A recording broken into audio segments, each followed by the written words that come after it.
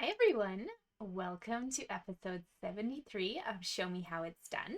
I'm your host, Lauren Urbonis, and I am a demonstrator for Stampin' Up! Here in Canada, so if you need anything, just reach out and let me know. So today what I want to show you is a gorgeous silhouette card using the Grassy Grove bundle in combination with one of our papers that will soon be disappearing. So the paper in behind here is from the New Horizons Designer Series paper set, and I have a few sheets of that to show you. But if you own this package, you'll see that the card I'm showing today can be used with any of the package pieces that you have on hand. So let's get started. So here is the Grassy Grove bundle. There's a gorgeous stamp set that I really want to spend some time playing with, specifically these nice trees in the background, as well as this hill, and the sentiments are really sweet. But this bundle is carrying on to the next catalog, so we're going to have lots of time to play with it. What we didn't have time to play with is that New Horizons paper, so I needed to use this large tree die to make a gorgeous frame for my image. So there you go. Great bundle. It's 10% off until the end of this month, or I guess technically till May 2nd. And so when I say it is carrying on to the next catalog, both the stamps and the dies are. They will not, however, be offered at 10% off when you buy them together. That deal is now getting passed on to new bundles in the catalog. So make sure to grab it now so you can get that extra discount if you do want it. And if you're watching this live, then you'll also want to take note that Thursday this week, you can receive free shipping on any orders over $100. So my website's at the bottom. You can make your wish lists. And if you place it on Thursday, your shipping is free. So that's great. And make sure to say hi if you are watching, because I'd love to see where you're from and who's tuning in. Okay, so for this card, I wanted a card base of Misty Moonlight, another one of our products that will be retiring as of May 2nd, but that's okay. We can still use it because it's stunning and it's gorgeous. So this paper is 5.5 by 8.5, and I've put a score mark at 4 1/4 right in the middle of my card. So this is the card base. On top of that base, I would like to have 2 pieces of very vanilla cardstock. So one will be for the inside for me to write on, and one I'm going to emboss and put on the front of my card. So we'll do both of those right now at the same measurement. They're going to be 4 inches by 5 1/4. So you need 2 of them. One of them you're going to leave plain, and we'll put that on the inside of the card. This one here, can you see? Sort of. There we go. Do you see the slight little texture on there? It's kind of hard to tell. But I have used the Tasteful Textile embossing folder just to add a little bit of texture to my project. I know you barely see it, but it does make a really big difference just to have that change in paper texture on your card. So if you don't own this embossing folder, for instance, we have a lot of other subtle embossing folders you can use. There's the Painted Textile, the Subtles embossing folder, anything in your collection that basically is not too overwhelming. It'll just add a little bit of dimension to your paper, okay? So anything goes with that one. Let's get these 2 pieces attached. So the piece on the inside of my card, I'm going to use just a flat adhesive. So I like to use my double-sided tape, but if you are a seal person or you like glue, please go ahead and bring that out right now. So these guys are going on the inside of the card, mostly so you have a nice solid base to write on. I will show you when we get to the end how you can maybe decorate the inside of this card as well, but we'll save that for last. We'll concentrate on the front of our card. So the next step is going to be that textured piece that you had prepared.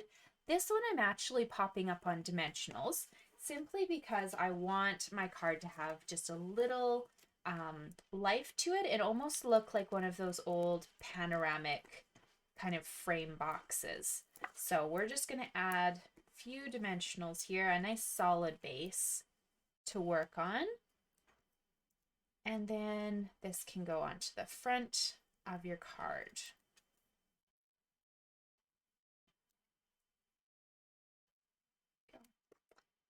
And I do have to mention, I don't think I hear anything right now, but if all of a sudden we hear a super loud banging noise, we're getting solar panels put in over the next couple days. So they're busy up on the roof doing that, but I think they might be on lunch break right now. So we should be good.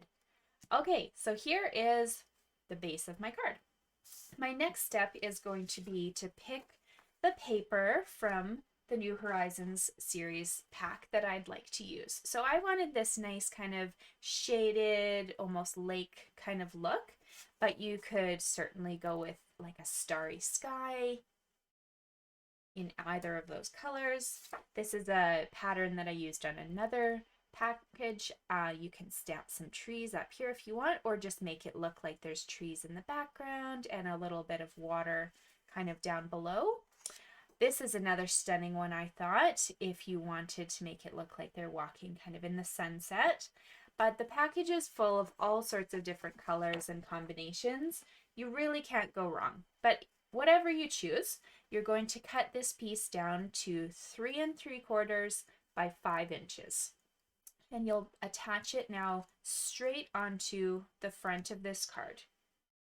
Okay, so let's do that. It's going on with a flat adhesive once again, because we're going to dimensionalize the black part of our card. We don't need this one done as well. Okay, so even this other side looks great. As you can see, it's not, it's the trees that are kind of the focus. So as long as you have some color in the background, you're good to go. So there we go. Let's face that the right way. And I'd like to move that tiny bit. There we go. So it should line up with kind of a vanilla frame all the way around. Now this is a really fun base for you to work off of if you decided to actually start playing with some of these stamp sets. You could stamp a little deer, you could stamp some trees, or these trees, whatever you prefer. It would actually look gorgeous if you just wanted to start stamping on this, which I do have videos on in the past, so make sure to go check out that inventory. Let's talk about this piece here. So you'll start with a piece of basic black that measures 3 3/4 by 5. So that's this exact same size as our designer paper. The only difference now is we're going to take the large die from the Grassy Grove bundle. You're going to line it up right in the middle of this space and roll it through your cut and emboss machine. Okay, so I have magically now done that for you. Look, that was so quick. And this is what it looks like. You will end up with that little bit of space on the top and little bit of space on the bottom that your die never actually colored or cut, but that's okay because we really do want those silhouette images. So here is what you end up with, this gorgeous little piece.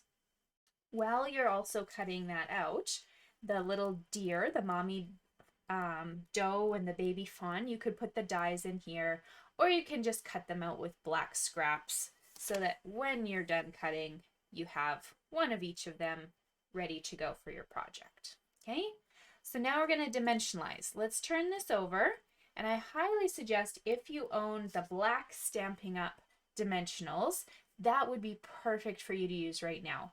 I'm going to continue using the white just so that you can clearly see where I'm putting them, but if you own the black dimensionals, that will give you all sorts of freedom in case you accidentally cross a dimensional with some of that open space. Then you don't need to stress or worry about it showing through. Okay, so the main point that you need is all of the perimeter, and then I kind of just look for a few large clusters of leaves on this die here that I could maybe add a couple extra dimensionals to. I just want it to have a lot of support so that the whole frame looks like it's being held up and pushed off the page. You don't want any parts dipping into the page on you. Just isn't that nice, okay?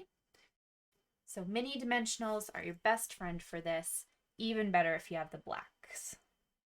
Okay, so we're going to put this right over top of the piece of paper we've already attached, that designer paper. It will fit perfectly, and it looks now like you're looking into a whole 3D scene. You can kind of see the water and the mountains in the back. And then we wanted to add our deer, just so they look like they're kind of wandering along. So turn those two over, and once again, pop a dimensional or two onto your workspace. So I just kind of went with the body of the deer, and I'm going to add these little dimensionals there. So it doesn't matter whether you start with the doe or the fawn, but you're going to make sure their legs are tucked under the black grass so that it actually looks like they're part of that original die. They'll be surprised that they weren't. And then just kind of make sure that they're not touching either of the trees or the leaves. So you just want to make sure their little feet are hiding, and it'll look exactly like they're part of your scene. Okay? So now you'll notice I did want a sentiment on mine. However, this does look beautiful on its own. If you want to use this as kind of an everyday card, or you maybe want to stamp something inside, go right ahead. My goal with my sentiment here was that it didn't really take away from the image. So I actually just used our scalloped layering circle die. It's the smallest one. And I thought it could almost look like a sun or a moon kind of hanging out in your scene. You could also certainly stamp something. You could even emboss down here, cut out a tag, or you can even just forego that and stamp on the inside. But if you want this little guy, you can grab the coordinating ink for your Misty Moonlight. And I liked the See the Good stamp in my Grassy Grove set. So I'm just going to use that one. See the Good. And I am popping this up on dimensionals as well. So just flip that over, add a couple dimensionals to the back, and then you can pop it up in the top right hand corner of your project, because that's kind of the biggest cluster space. Okay, so now I did promise an idea on how to decorate the inside, so let's just open this up here. And you can see it looks fine. It's rather plain, but there is this gorgeous stamp, here we go, with kind of a scene of grass and hill. I'm going to ink this up in Misty Moonlight. I'm going to stamp it on the inside of my card. And that, to me, really brings this to life. It kind of ties in the outside of your card with the inside of your sentiments. Okay, so I'm going to put that right in the bottom here. Make sure it's all inked up. And voila. So I think I had a little bit of green on my stamp that I forgot to clean, but that's okay. I got kind of a two-toned with the Evening Evergreen and the blue.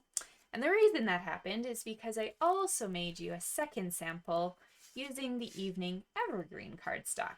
This cardstock will be good for the next year, so you can use it to tie in maybe a different paper that just has more of the woodsy feel to it. So this one I used the Evening Evergreen, and then I stamped a nice solid green hill on the inside. And I obviously didn't clean it properly, so we'll just pretend that this one has the nice blue, just like this one does.